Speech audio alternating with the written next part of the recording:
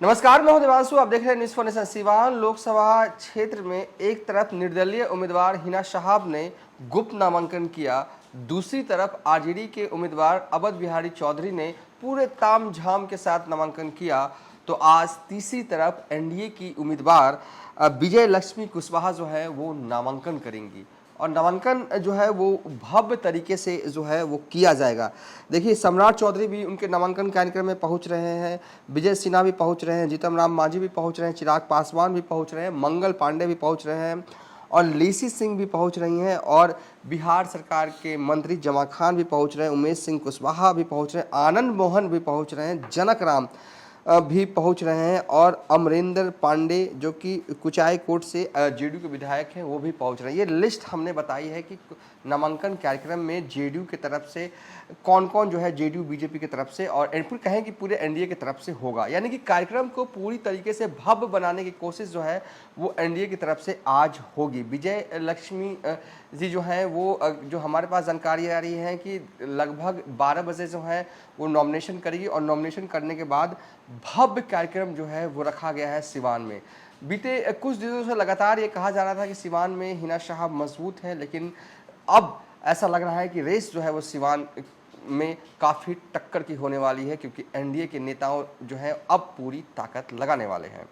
सिवान में वोट जो है वो 25 मई को होना है। हमारे साथ बात करने के लिए हर दिन की तरह रवि उपाध्याय सर होंगे। एक तरफ गुप्त मतदान, एक तरफ नहीं, गुप्त नामांकन जो है, हाँ सॉरी, हाँ गुप्त नामांकन, हाँ नामांकन हाँ। जो हिना साहब की बात कर रहे हैं आप, गुप्त नामांकन नहीं, लिमिटेड लोगों को खबर किया गया, लिमिटेड लोग ही आए। हिना साहब गई, अपने अपने उनके समर्थक जो 2 सेट में नॉमिनेशन उन्होंने भरा, 20 लोग थे वो, और उसके बाद से 2-4 लोग, और बाकी कोई ताम झाम, कोई इधर हुलुक बुलुक, कोई ढुलुक पुलुक नहीं, ढोलक गाया बाजा तमाशा नहीं किया गया और सिंपली जाकर के उन्होंने नॉमिनेशन किया। यह हिना साहब ने दिखाया कि किस तरह से नॉमिनेशन होता है, क्या नहीं। भीड़ चाहती तो ऐसे भी लाखों की भीड़ उजड़ती, उसमें कोई दिक्कत नहीं था। अब देखिए, अवध बिहारी चौधरी ने भी राष्ट्रीय जनता दल से किया, नीतीश कुमार लालू प्रसाद यादव की पार्टी से, राष्ट्रीय जनता दल से, वह भी कितना भीड़ भड़का किए, लेकिन हिना साहब सिंपल साधारण ढंग से नामांकन जा करके किया और कोई प्रचार प्रसार कुछ नहीं। यह एक मैसेज है। नंबर 3, आज जो है सो जिस तरह से 4 मई को आज जो है सो मैं एनडीए की प्रत्याशी जेडीयू के खाते में वह सीट सिवान की गई है। फिर से इस बार कविता सिंह को नहीं देकर के इस बार विजय लक्ष्मी कुशवाहा को दिया गया है। यह कुशवाहा, विजय लक्ष्मी कुशवाहा, यह भी एक सोशल इंजीनियरिंग की बात है। कुशवाहा जो कोर वोटर हैं एनडीए के, उसमें ऐसा करके एक डेंट करने की कवायद राष्ट्रीय जनता दल के अध्यक्ष लालू प्रसाद यादव, तेजस्वी यादव ने की है निश्चित रूप से। लेकिन इनका जो बैकग्राउंड है विजय लक्ष्मी कुशवाहा का, वह माले का रहा है। इसके लिए थोड़ी परेशानी है कि कैसे जो है सो वोट चढ़ेगा।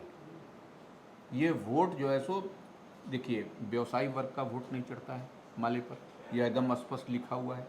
आपको खेती किसानी वाले का नहीं चढ़ता है, यह भी है। तो ऐसे में निश्चित रूप से जेडीयू ने उम्मीदवार तो बनाया है, लेकिन सवाल यह है कि जो है सो वोट कैसे चलेगा और कैसे ये लोग आगे बढ़ेंगे, यह सबसे बड़ी सवाल है। इसलिए तो पूरी ताकत लगाई जा रही है पूरी एनडीए की तरफ से। देखिए, जो पूरा एकमात्र अल्पसंख्यक चेहरा, हाँ, जमा खान, तबियत मंत्री है नीतीश कैबिनेट में, लेकिन फिर भी उनको कहा जा रहा है कि आप पहुंचिए। कैबिनेट माने तबियत नासाज है उनका, हाँ। बावजूद इसके वह जा रहे हैं, यह बड़ी बात है। हाँ। तो एक दिखाने की बात है कि सिवान जैसे वो जो जिला है उसमें अगर यदि अल्पसंख्यक कोई चेहरा नहीं होगा तो बड़ा सवाल जनता पूछेगी। तो उसी सवाल से बचाने के लिए जमा खान को वहां पर भेजा जा रहा है। जमा खान वहां जा रहे हैं तबीयत नासाज होने के बाद। और देखिए, तमाम देखिए सारा कवायद सब कुछ है। जीतन राम मांझी एक दलित चेहरा, चिराग पासवान एक अलग, वो विजय सिन्हा भूमियार,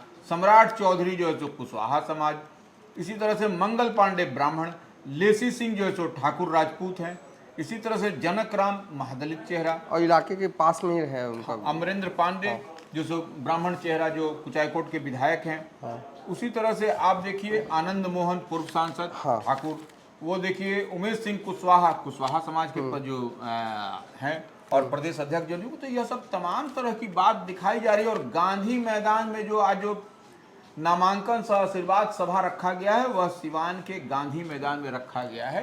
तो इसमें एक बड़ा स्ट्रेंथ, बड़ी ताकत दिखाने की कवायद हो रही है। इस नॉमिनेशन आशीर्वाद जो सभा के माध्यम से एक स्ट्रेंथ दिखाने की कि देख लीजिए हिना साहब को और वहाँ के आम आवाम को कि किस तरह से नॉमिनेशन रचा है। देखिए नॉमिनेशन जो है आज जेडीयू की उम्मीदवार करेंगी। अब 25 मई को मतदान होना है। देखिए अब तक जो लग रहा है कि हिना साहब जो अब तक के हिसाब से कि हाँ थोड़ा सा आगे दिख रही हैं, लेकिन चुनाव अभी 25 तारीख को है। अब और आज है तारीख 4 मई।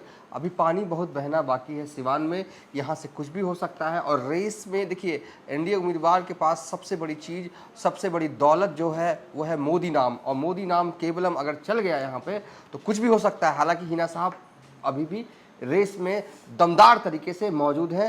कौन पीछे है कौन आगे है ये कहना अभी जल्दबाजी होगी, लेकिन आज भव्य तरीके से एनडीए का नामांकन जो है, एनडीए की उम्मीदवार जो है वो विजय लक्ष्मी कुशवाहा करने जा रही हैं और वो दिखाएंगी, बताएंगी, जताएंगी अपने वोटरों के बीच में। देखिए पूरा एनडीए कुनबा जो है मेरे लिए आया, एकजुट है और हर तबके, हर समाज के लोग जो हैं उनके नामांकन वाले मंच पर दिखेंगे। तो इससे भी एक बड़ा मैसेज सिवान में निकल सकता है निश्चित रूप से। लेकिन हिना साहब को देखिए, हिना साहब जितना सिंपलिसिटी, जितना साधारण ढंग से, जितने बगैर किसी ताम झाम के उन्होंने नॉमिनेशन किया, तो ये हिना साहब के पक्ष में जाता हुआ दिखाई पड़ रहा है। अभी मजबूती के साथ हिना साहब हैं वहां पर, इसलिए भी आप इनकार नहीं कर सकते। ओके। अब अवध बिहारी चौधरी जो है निश्चित रूप से आरजेडी के टिकट पर वहां लड़ रहे हैं, महागठबंधन इंडिया ब्लॉक के उम्मीदवार हैं, लेकिन निर्दलीय उम्मीदवार सब पर भारी। निर्दलीय उम्मीदवार सब पे भारी सिवान में, ऐसा अभी तक लग रहा है। और कैसे एनडीए के उम्मीदवार रेस में आए, इसके लिए स्ट्रैटेजी तो जरूर बन रही होगी सर। और क्या बन रही होगी ये 2-3 दिनों में देखने को मिल जाएगा, जिस तरह, क्योंकि प्रचार में अभी वक्त है, लंबा प्रचार होना बाकी है, लंबा नेताओं के पसीने जो हैं वो सिवान लोकसभा क्षेत्र में बहने अभी बाकी हैं। फिलहाल अभी तक के लिए इतना ही। आप देखते रहिए न्यूज़ फॉर नेशन।